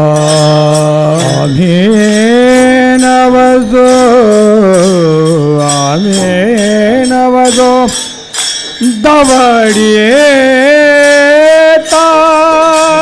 दवडिता नाही देखिले ते मिळे, नाही देखिले ते मिळे. नवजो आम्ही नवजो दवडिता नाही देखिले ते, नाही देखिले ते मिळे. भगवंताने ज्ञानोबारायांना सांगितलं, ज्ञानोबाराय, आता तुम्ही जरी आम्हाला दौडून दिलं, तरी आता आम्ही इथून जाणार नाही. मग राहा इथंच राहिले. योगे 28 इथंच आहेत ना, कुठे गेले सांगा ना. आता भगवंताला जा म्हणलं तरी जाता येत नाही. ज्ञानोबारायांनी दिलेल्या सुखाला लाचावलेला परमात्मा आता मृत्यूलोक सोडायला तयार नाही. पण पुंडलिकरायांनी त्यांना स्वतंत्र अडकवलं. ज्ञानोबारायांचं जरा स्वभाव वेगळा, पुंडलिकरायाचा स्वभाव वेगळा. पुंडलिकरायांनी देवाला अडकवलंय, पण पुंडलिकरायांनी जे अडकवलंय ना, तिथं लॉ पॉईंट आहे. हां, लॉ पॉईंट आहे. पुंडलिकराय देवाला काय म्हणाले? मूढ पापी जैसे तैसे उतरी कासे लावून पुंडलिके दिधलावर करुणा कर विठ्ठल. बरोबर. आता मूढ पापी जैसे तैसे उतरी कासे लावून, हे पुंडलिकरायांनी सांगितलं, देवा या जगतामध्ये जे मूढ आहेत, पापी आहेत, मूर्ख आहेत, पापी आहेत, जसे असतील तसे तुझ्या चरणाजवळ येतील, त्यांचा उद्धार करत तू इथं उभं राहा. आता किती दिवस उभं राहा? मूढ येतील तो, मूर्ख येतील तोपर्यंत उभं राहा. पुंडलिकराय भगवंताला कळलं नाही कशात अडकलो. पुंडलिकरायाला माहिती जगातले मूर्ख संपत नाहीत आणि हा वैकुंठाला जात नाही. लॉ पॉइंट आहे ना.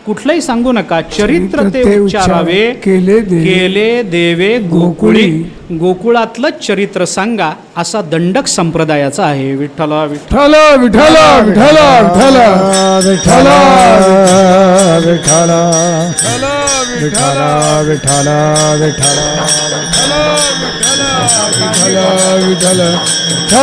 विठ्ठल विठ्ठल विठ्ठल विठ्ठल विठ्ठल विठ्ठल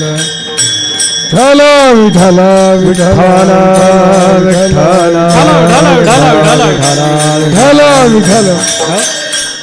थोडंसं चरित्र ते उच्चारावे केले देवे गोकुळी, हे गोकुळातलं चरित्र का या संबंधातला थोडासा विचार केला तर गोकुळामध्ये भगवंताला प्रेम मिळालं. निजांगमपि या गोप्यो ममेती समुपासते ताभ्याम परम नमे किंचित निगूढ प्रेम भाजनम, हे प्रेमाचं खरं स्वरूप भगवंताला गोकुळामध्ये बघायला मिळालं.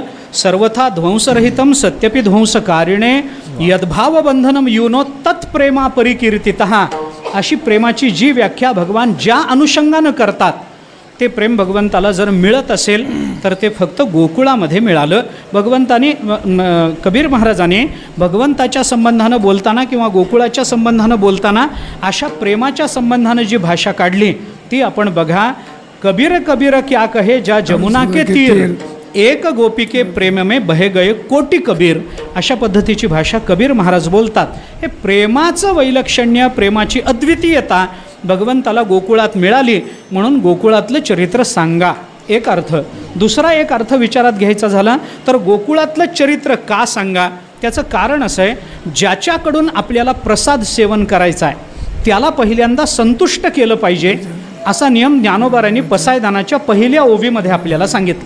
आता विश्वात्मके देवे येणे वाग्यज्ञे तोषावे आणि मग तोषोने मज द्यावे. आधी तुम्ही तोषावे, माझ्या वाग्यज्ञानी तुम्ही तोषावे आणि तोषून मग मला प्रसाददान द्यावे, हे ज्ञानोबारांचं म्हणणं आहे ना. म्हणजे ज्यांच्याकडून प्रसाद घ्यायचा त्यांना आधी संतुष्ट करावं, हा नियम ज्ञानोबारांनी आपल्याला दाखवून दिला. असं असेल तर भगवंताला कुठलं चरित्र आवडतं? मथुरेतलं चरित्र आवडतं का द्वारकेतलं चरित्र आवडतं का गोकुळातलं? नाही, इतर ठिकाणी जे भगवान गेले, मथुरेमध्ये जे भगवान गेले ते कंसाकरता गेले, द्वारकेमध्ये जे भगवान गेले ते त्या द्वारकावासियांकरता गेले, नातेवाईकांकरता गेले. पण गोकुळामध्ये जे भगवान आले ना ते फक्त स्वतःच्या सुखाकरता, फक्त स्वतःच्या. आणि ज्या सुखाला भगवंताला, जे सुख भगवंताला प्रिय वाटतं तिथलं चरित्र सांगा, म्हणजे तो परमात्मा आपल्याला काला देईल. याच्याकरता चरित्र ते उच्चारावे केले देवे गोकुळी, गोकुळातलं चरित्र सांगा.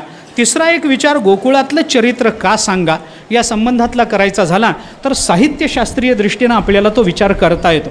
काय असतं, हा रस आनंदाचा, घोष करा हरिनामाचा, कोण हा दैवाचा भाग पावे येथील, काला रस आहे ना. मग रस कोणता, त्या रसाचं चिंतन करत असताना हा साधा रस नाही. रसो वै सहा रस येवायम लब्ध्वा आनंदी भवते, असं उपनिषदाने ज्या रसाच्या संबंधानं, ज्या परमात्मा संबंधानं विधान केलं तोच जरी रस असला तरी या रसाचं वेगळेपण कशात आहे ते मी आपल्याला सांगतो. आपल्याला जर रस सिद्ध करायचा असेल तर त्याच्याकरता पहिल्यांदा आपल्या ठिकाणी भाव निर्माण व्हायला पाहिजे. भावाशिवाय रस नाही, आणि भाव निर्माण झाला तरच रस निर्माण होतो असं साहित्यशास्त्र, नाट्यशास्त्र आपल्याला सांगतं. भरत मुनींनी नाट्यशास्त्रामध्ये असं विधान केलं आहे, तत्र विभाव अनुभाव व्यभिचारी भाव संयोगात रसनिष्पत्ती, असं एक सूत्र नाट्यशास्त्रामध्ये येतं. विभाव अनुभाव व्यभिचारी भाव यांच्या संयोगातून स्थायी भावाला रसरूपता प्राप्त होत असते. हे सगळं चिंतन आपण त्या भक्तिरसायनामध्ये पाहू शकता.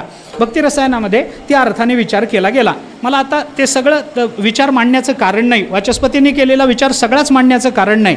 पण याच्यात विभाव, अनुभाव आणि व्यभिचारी भाव हे जे तीन भाव आहेत की नाही, याच्यातला विभाव हा मुख्य असतो. साहित्याच्या अंगानं बोलतो जरा, म्हणजे चरित्र ते उच्चारावे केले देवे गोकुळी, हे गोकुळी हा शब्द तुकोबारायांना हेतुतः वापरण्याचं कारण काय, याच्याकरता म्हणून साहित्यशास्त्रीय त्याची काही मीमांसा जर करता आली तर करावी या उद्देशानं बोलतो. विभाव जो असतो तो विभाव दोन पद्धतीचा असतो. एक आलंबन विभाव असतो आणि एक उद्दीपन विभाव असतो. आलंबन आणि उद्दीपन जास्त लांबवणार नाही, पण त्याच्याकरता उदाहरण देतो. आपण एखादं कीर्तन एखाद्या गावामध्ये करतो, टाळकरी मंडळी खूप छान असतात, ऐकणारे श्रोते खूप छान असतात, साथ संगत करणारा पखवाज वादक असतात, मृदंगज्ञ तेही खूप छान असतात, ऐकणारा श्रोता चांगला, टाळकरी मंडळी चांगली, योग्य पद्धतीनं योग्य ठिकाणी प्रतिसाद देणारा श्रोता मिळणं हे वक्त्याचं जन्मजन्मांतराचं पुण्य असतं. मी अक्षरशः रोजचे अनुभव घेऊन सांगतो मी आपल्याला की असा श्रोता मिळणं अवघड असतं. श्रोता चांगला मिळाला, मंदिर प्रसन्न आहे, टाळकरी मंडळी चांगली आहेत, सगळ्यांना अभंग पाठ आहे, अभंगामध्ये कीर्तनकारांनी सांगितलेला वेगळा अर्थ समजून घेणं आणि त्याला योग्य प्रतिसाद देणारा श्रोत सगळं चांगलं आहे, उत्तम आहे. कीर्तनामध्ये रंग भरला, इतका रंग श्रोत्यांनाही वाटेना कीर्तन संपावं आणि कीर्तनकारालाही वाटेना कीर्तन संपावं, इतका रंग भरला. झालं एके ठिकाणी हे. दुसऱ्या ठिकाणी आपण जातो, दुसऱ्या तिसऱ्या दिवशी किंवा दुसऱ्याच दिवशी आपण एखाद्या ठिकाणी कीर्तनाला जातो, तोच अभंग घेतो. बहुधा असंच असतं, कारण तेवढ्यावरच भागवायचं ना. श्रोते बदलतात, अभंग बदलावा असं काही बंधन नाही कीर्तन का. आपण तोच अभंग घेतला. टाळकरी मंडळी चांगली आहेत, ऐकणारा श्रोता बरा आहे त्या मानानं, सगळी अनुकूलता आहे, माईक चांगला आहे, आवाज सगळेपर्यंत पोचतो, टाळकरी मंडळी चांगली आहेत, श्रोतेही चांगली आहेत, कीर्तनकारही तोच आहे आणि जे सांगणं चालू आहे ते कालचंच चालू आहे. वेगळा विचारच करायचा नाही आम्हाला. एकदा एक अभंग आणि आपल्याकडे काय अभंग बसवलाय. हा, हे फार महत्वाचं आहे. अभंग बसवला पाहिजे, तो उभा कधीच राहत नाही. मग हा उभा राहतो पण अभंगाला बसवतो, याला अर्थ नाही. अभंग तोच ठेवावा मान्यच आहे, पण चिंतनामध्ये थोडा तरी बदल असा ना. विनोदही तोच, विनोदही तिथंच, विठ्ठल विठ्ठलही तिथंच. असं नाही, असं नाही, असं होतं. म्हणजे मी ऐकली आहेत कीर्तनं म्हणून सांगतो, कदाचित मी त्यातलाच असेल, असंही काही नाही की मी काही माझं आहे, असं होतं. मग आता सगळं तेच आहे तरी कालचं कीर्तन रंगलं होतं, आजचं कीर्तन रंगलं नाही. असं का व्हावं? जर चिंतन तेच आहे, अभंग तोच आहे, कीर्तनकार तोच आहे, टाळकरी मंडळी चांगली आहे, श्रोता चांगला मिळालाय, सगळी अनुकूलता आहे, तरी कालचं रंगलं होतं ना आजचं रंगलं नाही. काय कारण आहे सांगा? काही कारण नसतं याला. कारण एकच असतं की कीर्तनाचा आलंबन विभाव एक असतो, पण उद्दीपन विभाव बिघडलेला असतो. म्हणून रस निर्माण होत नाही. साहित्यशास्त्रीय चिकित्सा करतो, साहित्यशास्त्रीय. आता ह्याच्यामध्ये आलंबन काय आहे? कीर्तनकार हा आलंबन आहे, पण त्याला उद्दीपित करणारी सगळीच मंडळी आहे. ते जर बिघडलेलं असेल, वातावरण जर योग्य नसेल, तर मग ते होणार नाही. तसं गोकुळातही भगवानच आहेत, मथुरेतही भगवानच आहेत, द्वारकेमध्येही भगवानच आहेत, पण चरित्र ते उच्चारावे.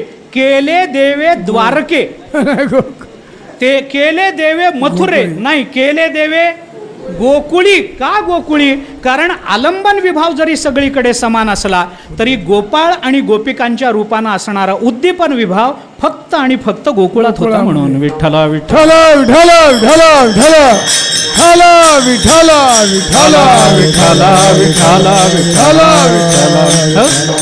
आणि म्हणून गोकुळामध्ये भगवान प्रकट झाले. ते द्वारकेमध्ये पहिल्यांदा वसुदेवाच्या हृदयात प्रकट झाले. हृदयातले भगवान वैधिविद्येद्वारे देवकीच्या गर्भात टाकले गेले आणि गर्भातून भगवंताचं प्राकट्य झालं. अयोनी संभव नोहे काही श्रमी, नामयाचा स्वामी प्रकटला. भगवान प्रकट झाले. प्रकट झाल्यानंतर भगवंताने आपल्या वडिलांच्या कानामध्ये असं सांगितलं की मला इथं ठेवू नका, नंदाच्या घराला, मजने गोकुळाला, जिथं माया जन्माला आली तिथं घेऊन चला. असं सांगितल्यानंतर वसुदेवाने भगवंताला घेतलं, टोपलीमध्ये ठेवलं, उचललं, शृंखला गळून पडल्या, निघाले यमुनेच्या तीरापर्यंत आले. मंद मंद पाऊस पडतो, ढगांचा गडगडाट होतो, विजा चमकतात. यमुनेपर्यंत वसुदेव भगवंताला घेऊन आले. बघितलं यमुना दुथडी भरून वाहते.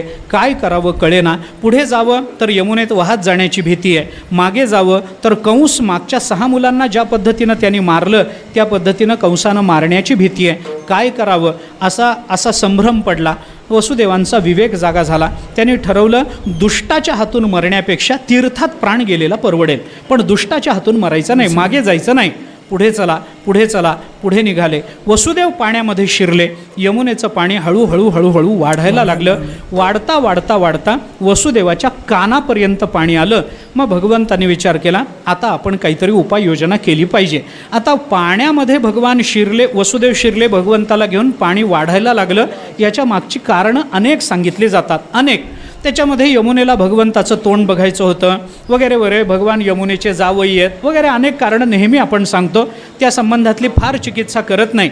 पण यमुनेला भगवंताचं तोंड बघायचं होतं आणि कानापर्यंत जेव्हा यमुना आली तेव्हा भगवंताने आपला पाय बाहेर काढला आणि पायाचं दर्शन यमुनेला दिलं. याच्यातून भगवंतानी जगाला इतकंच दाखवलं आहे की माझं तोंड बघण्यामध्ये तुमच्या जीवनाची धन्यता नाही, माझे पाय बघण्यामध्ये तुमच्या जीवनाची धन्यता आहे. माझं तोंड बघू नका. माझं तोंड बघून काय मिळतं? वारीला जाणारा वारकरी देवाचं तोंड बघायला जात नाही. तो जातो कशा करता? देवाचे पाय बघायला. देखिले तुमचे तोंड निवांत राहिले मन, असं प्रमाण देतच नाही ना आपण. आता कोठे धावे मन तुझे तोंड देखलिया, असं तुकोबाराय म्हणालेच नाहीत ना. तुझे चरण देखलिया. तोंडापेक्षा चरणाला महत्त्व आहे हे जगाला कळावं, याच्याकरता भगवंतानी तोंड लपवलं, पाय बाहेर काढला. दुसरं एक कारण या संबंधामध्ये विचारात घेता येतं की यमुना वाढायला लागले, वसुदेवाच्या कानापर्यंत आले आणि कानापर्यंत आल्यानंतर भगवंतानी पाय बाहेर काढला. याचा अर्थ काय? दुसरी एक संगती त्याच्या अनुषंगाने अशी लावता येते की यमुनेने असा विचार केला की आपल्याकडे जेव्हा सामर्थ्य संपन्न व्यक्ती येते तेव्हा आपल्या अंतःकरणातलं दुःख तिला सांगायला लाजू नये. घरी संत आले, घरी परमात्मा आला, अरे दुःख कुणासमोर बोलावं? कोणा सांगो सुख दुःख? कोण निवारील भूक? अरे सुख दुःख कुणाला सांगावं बाबा? देवाला सांगावं. ज्ञानोबारायांसमोर येऊन दुःख सांगावं. जगात आपलं आहेच कोण दुसरं? सांगा ना, की ज्याला अंतःकरणातलं बोलावं असं जगतामध्ये दुसरं आहेच कोण? कोणी नाही महाराज, हे कोणी नाही. जगतामध्ये दुसरं कोणी नाही. ज्ञानोबारायांनी 6व्या अध्यायामध्ये इतकं गोड चिंतन केलं त्या संबंधामध्ये. आत्ता मला सांगायचा मोह होतो पण सांगत नाही. जाऊ द्या, सोडून द्या. जाऊ द्या, सोडून द्या. ज्ञानोबारायांसमोर दुःख सांगा. यमुनेने विचार केला, भगवान आपल्यापर्यंत आलेत, आपल्या अंतःकरणातलं दुःख सांगितलं पाहिजे. पण भगवंताला आपलं म्हणणं आपण सांगावं, भगवंताने ते ऐकावं असा आपला अधिकार नाही. आणि आपण सांगितल्यानंतर भगवंताला ते कळेल का नाही हेही माहीत नाही. आपल्या दुःखाचा निश्चित निवारा व्हायचा, निचरा व्हायचा असेल, दुःखाची निवृत्ती निश्चित व्हायची असेल तर आपण स्वतः कधी भगवंताला दुःख सांगू नये. मग ते संतांकरवी सांगावं. आपल्याला जे सांगायचं ना ते प्रत्यक्ष देवाला सांगू नये. ज्ञानोबाराय तुकोबारायांच्या माध्यमातून सांगावं, म्हणजे देवाला ते पटतं आणि त्यांच्या शब्दाचं वजन पडून परमात्मा आपलं दुःख निवृत्त करत असतो. म्हणून आपलं दुःख देवाला सांगण्यापेक्षा संतांचं माध्यम स्वीकारावं. म्हणून त्या यमुनेने काय केलं? आपल्या अंतःकरणात कालिया नावाचं दुःख आहे, जेणेकरून आपल्याकडे जनावरं येत नाहीत, गायी येत नाहीत, पाणी पित नाहीत, फेडीत पापता पोखित तिरीचे पादप आपल्याकडून होत नाही, पाणी प्यायला कोणी येत नाही, गावातले लोक येत नाहीत, कारण इथं कालिया राहतो. कालिया राहतो. कालिया नावाचा सल अंतःकरणात आहे, तो भगवंतापर्यंत पोचला पाहिजे. भगवंतापर्यंत पोचता येत नाही, मग संतांच्या करवी सांगायचं. म्हणून वसुदेवाच्या कानात आपलं दुःख सांगावं याच्याकरता ती यमुना वसुदेवाच्या कानापर्यंत वर आली. कानापर्यंत वर आली. नाकापर्यंत पाणी आलं म्हणजे कानापर्यंत वर आली. आणि कानापर्यंत वर आलेल्या त्या वसुदेवाच्या कानामध्ये त्या यमुनेने आपलं कालिया नावाचं दुःख सांगितलं. ते दुःख ऐकल्यानंतर वसुदेवाने तो निरोप भगवंतापर्यंत पोचवला. कारण वसुदेवाच्या डोक्यावरच भगवान होते. लगेच तो निरोप भगवंताला मिळाला आणि भगवंताने विचार सांगितला की ठीक आहे, तुझ्यामध्ये कालिया नावाचं दुःख आहे ना, ते दुःख दूर करण्याकरता मी आलो. पण तुझा विश्वास बसत नसेल तर ज्या साधनाने मी या कालियाला दूर लोटून देणार आहे ते साधन म्हणजे माझे पाय आहेत, ते बरोबर आणलेत, हे बघ, असं म्हणून भगवंतानी आपला पाय बाहेर काढला. कारण भगवंतानी कालियाला हाताने मारलं नाही, भगवान फक्त त्याच्या डोक्यावर नाचले, पायानी नाचले आणि भगवंताच्या पदस्पर्शानं पुनीत झालेला तो कालिया तिथून निवृत्त झाला. म्हणजे कालियाची निवृत्ती ही भगवंताच्या चरणाने झाली आणि ते चरण मी आणलेले आहेत हा विश्वास यमुनेला पटावा याच्याकरता यमुनेच्या संबंधानं भगवंतानी पाय बाहेर काढला. पायाचा स्पर्श झाला, यमुना दुभंगली. भगवंताला घेऊन वसुदेव पलीकडे गेले. तिथं जन्माला आलेली माया घेतली अलीकडे आले आणि दुसऱ्या दिवशी सकाळी तिथं कळलं, गवळण सांगे गवळणीला पुत्र झाला यशोदेला. सगळ्यांना आनंद आनंद झाला, सगळ्यांना सगळं गोकुळ सुखावलं, गोकुळी आनंद प्रकटले सुख निर्भर हे लोक घरोघरी. कशामुळे? घरोघरी झाला लक्ष्मीचा वास, दैन्य दारिद्र्य असं त्रास आला, घरोघरी लक्ष्मीचा वास झाला. जयति ते धिकम जन्मना व्रजः आश्रयत इंदिरा शश्वत अत्रही. अत्र शश्वत इंदिरा आश्रयत. गोपिका गोपिगीताच्या पहिल्या श्लोकामध्ये इंदिरा शब्दाचा अर्थ लक्ष्मी असा आहे. अत्र शश्वत इंदिरा, कायमस्वरूपी लक्ष्मी इथं वास्तव्याला आली असं गोपिकांनी भगवंताला सांगितलं. सगळीकडे आनंदी आनंद झाला. मग भगवंताच्या बाललीला सुरू झाल्या. हळूहळू भगवान रांगायला लागले, हळूहळू भिंतीला धरून उभे राहायला लागले, हळूहळू भगवंताचं पाऊल पडायला लागलं. पडणारं पाऊल हळूहळू उंबरठ्याच्या बाहेर पडायला लागलं आणि बाहेर पडणाऱ्या पावलाने मग सगळं गोकुळ आपल्या समवयस्कांना एकत्र त्या पावलांनी केलं. सगळे मित्र जमा व्हायला लागले, वेगवेगळ्या बसायला लागले. एके दिवशी भगवंतानी गोपाळांना विचारलं, अरे आपण सगळेच गोकुळात राहतो, माझ्या घरी दूध दुभतं होतं, तुमच्या घरी होतं, मग तुम्ही असे सगळे उदबत्ती छाप का? मी बघा कसा तयार आहे. तेव्हा गोपाळांनी सांगितलं, घरी ताकाचे सरोवर, येथे नवनीताचे पूर, आमची तब्येत कशी वाढेल? भगवान म्हणाले, मग एक काम करा, जे आपल्या हक्काचं आहे ते आपल्याला सहजगत्या मिळत नसेल, चोऱ्या करायला प्रारंभ करा. चोऱ्या करायला प्रारंभ करा म्हणल्यानंतर गोपाळांना आश्चर्य वाटलं. गोपाळ म्हणाले, देवा तुम्ही हे सांगता, तुमचा बाप गावचा पाटील आहे, तो गाव राखतो आणि तुम्ही गावात चोर, त्याच्याच पोटी येऊन तुम्ही गावाच्या चोऱ्या करायला सांगता, असं कसं? भगवान म्हणाले, याचा अर्थ कलियुग जवळ आलंय, मंत्र्यापेक्षा मंत्र्याच्या पोरावरच खटले जास्त चालत असतात, हे लक्षात घ्या. असं होणार नाही. आपल्याला चोऱ्या करायच्या म्हणजे काय, कुणाला मारधाड करायची नाही.